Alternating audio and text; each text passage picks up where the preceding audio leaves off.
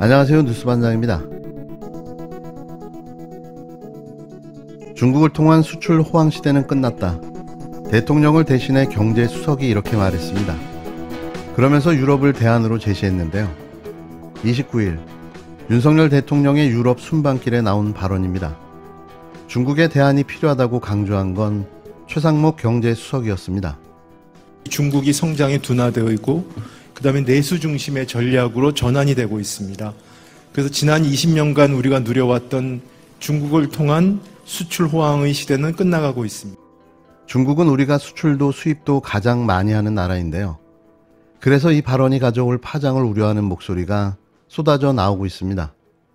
나토 정상회의가 열리는 스페인 마드리드에서 연 브리핑에서 중국을 통한 수출 호황 시대는 끝났다라고 최상목 경제수석은 말했습니다. 그러면서 대안으로 제시한 곳은 유럽인데요. 이번 순방의 의미를 원전과 방산에 초점을 둔 정상 셀 외교라고 못 박았습니다. 당장 폴란드와 체코의 원전 수주에 총력을 기울이겠다는 포부도 밝혔는데요. 중국 포기 발언과 유럽 대안 제시, 거기에 원전과 방산 수출, 상상을 초월하는 청개구리 외교에 탄식이 흘러나왔습니다. 아, 이제부터 본격적인 아마추어 정부의 외교 참사가 벌어지는구나를 직감한 순간이었습니다. 이게 G7처럼 자꾸 보는 맞아요. 예, 보도하는 게 너무 불편한데요. 이거는 군사 동맹인데다가 다른 때하고 역대 어느 다투하고 다른 게 뭐냐면 지금 전쟁 중입니다. 그렇죠. 전쟁하고 예. 있는 국가들입니다. 그게 지금 한가운데 가서 예.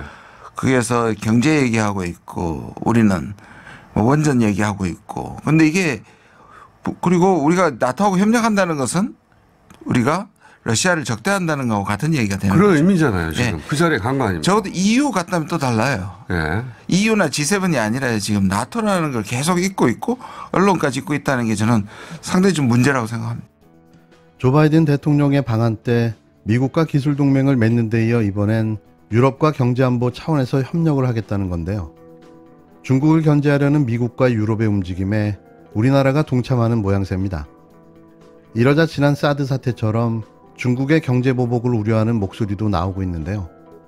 하지만 한덕수 국무총리는 일축했습니다. 한 총리는 중국이 불만을 가지고 경제적으로 불리한 행동을 한다면 옳은 행동이 아니라고 얘기해야 한다며 경제 보복 가능성도 없다고 보며 중국과 우리나라의 분업체계는 원숙한 정도라고 자신감을 보였는데요. 이분은 지금 혼자 꿈꾸고 계신 건가요? 하지만 전문가들은 정부의 이런 움직임이 너무 성급한 측면이 있다고 지적합니다. 우리나라와 교역 1위 국가가 여전히 중국이기 때문인데요. 금액 기준으로 지난해 전체 수출의 25%, 수입의 22.5%가 중국에서 나오고 있습니다.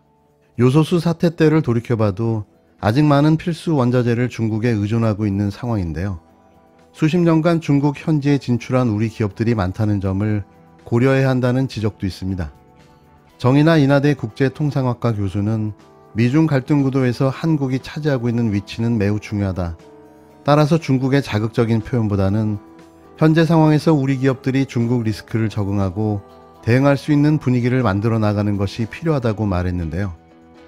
중국 의존도를 낮추는 건 중장기적으로 중요한 과제지만 이처럼 공개적으로 선을 그어서 중국을 자극할 필요가 없다는 게 전문가들의 지적인 거죠. 중국 역시 윤석열 정부의 생각과는 전혀 다른 분위기인데요. 윤 대통령이 이번 나토 정상회의에 간 것을 두고 비판이 쏟아지고 있습니다. 중국 정부 입장을 대변하는 관영 매체들이 연일 거친 발언을 내놓고 있는데요. 중국 관영 환보시 보는 아시아 태평양 국가들, 특히 한국과 일본은 나토 정상회의에 참석해서는 안 된다고 주장했습니다. 나토를 아태 지역으로 끌어들이는 것은 늑대를 집에 끌어들이는 것이다. 중국과의 상호 신뢰를 상하게 할 것이고 대가를 치러야 할 것이라고 경고했는데요. 앞서 관영 글로벌 타임즈도 한국의 나토 회의 참석은 아시아의 외교적 독립성을 해치고 중국과의 관계를 악화시킬 것이라고 주장했습니다. 北约持续突破地域和领域，鼓吹集团对抗，国际社会对此应该保持高度警惕，并坚决反对。 중국 외교부는 한국을 직접 언급하지 않은 채 나토에 대한 비판을 이어갔는데요. 자오리젠 중국 외교부 대변인은 나토가 지역과 영역을 넘어 집단 대결을 고취한 데 대해 국제사회는 고도로 경계하고 결연히 반대해야 한다고 말했습니다. 중국은 미국이 나토와 아시아 동맹국을 연계하거나 아테판 나토를 만들어 중국을 견제하고 고립시키려 한다고 생각하고 있는데요. 여기에 친미 성향의 한국 정부가 일본과 함께 그 연결고리가 되는 것이 아니냐는 우려를 갖고 있는 겁니다. 때문에 한국의 움직임을 보면서 견제와 유인, 압박 수위를 높이고 있는 것으로 해석되는데요. 우리 총리가 직접 응답했죠. 예, 그래서 아마 한국의 외교 안보가 집단적으로 토론을 하지 않거나 정보 수집 체계가 좀 문제가 굉장히 있는 것이 아니냐. 우리 중국에서. 측에서는 공식 반응을 하지 않고 예를 들어서 뭐 정부 계열의 신문에서 이것을 비판하면서 물밑에서 싸우는 일을 하면 되는데 굳이 총리가 나서신 것이 조금 격이 맞지 않지 않느냐. 된 어떤 대응 전략이 나오는 게 아니라 집단 토론이 되지 않고 있다. 예. 내부 토론이 안 되고 툭툭 튀어나오는 것 같다. 나토가 군사 동맹인데 그렇죠. 이제 대통령실에서 설명한 것은 경제 안보를 하러 갔다. 글로벌 공급망이나 뭐 반도체 문제를 하러 갔는데 원전이라든가. 그래서 지금 아마 지금 나토에 간 정상들은 별로 관심이 그쪽 분야는 없고 일단은 우크라이나 전쟁입니다. 중국 전문가들이 보기에도 나토에 가서 왜 경제 얘기를 한다고 의제를 발표하고 갔지? 이거 의아하겠죠. 네, 그러니까 그걸 대통령실에서 직접 뭐 이렇게 설명을 자세하게 한다는 것 자체도 이게 지금 논리적으로 말이 안 되는 거잖아요. 우리도 이상한데 중국에서는 더 이상하겠죠. 이런 중국의 반발에 대해 한덕수 총리가 너무나도 어처구니 없는 발언으로 불난집에 기름을 끼얹은 거죠. 중국이 하라 말라 하는 것은 예의와 상호 존중에도 맞지 않는다며 강경한 입장을 표명한 건데요. 그러면서 한 총리는 사드 때와 같은 보복이 있더라도 우리 원칙을 지킬 것이라고 말했습니다. 중국은 나토의 새 전략 개념 내용을 포함해 이번 회의 결과에 따라 대응 수위를 정할 것으로 보여지는데요.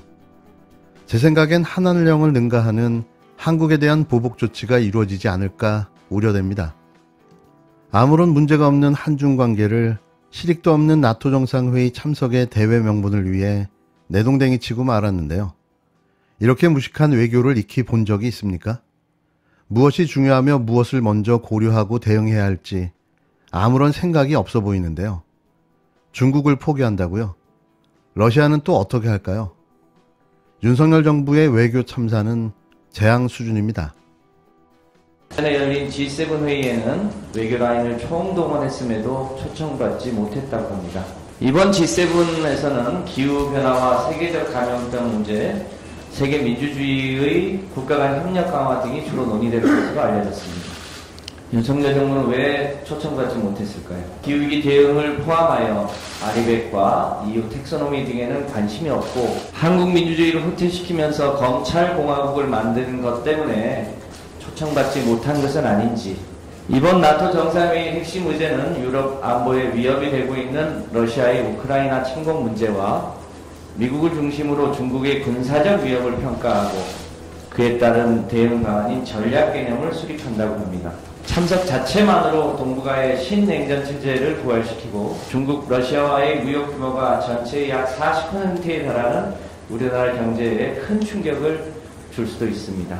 윤석열 정부는 최근 물가 불안과 금융 불안에 이어 외교 불안에 국제 경제 불안까지 국민들에게 떠넘기는 일이 없도록 각별한 주의와 균형 있는 외교를 펼쳐줄 것을 간곡히 요청드립니다.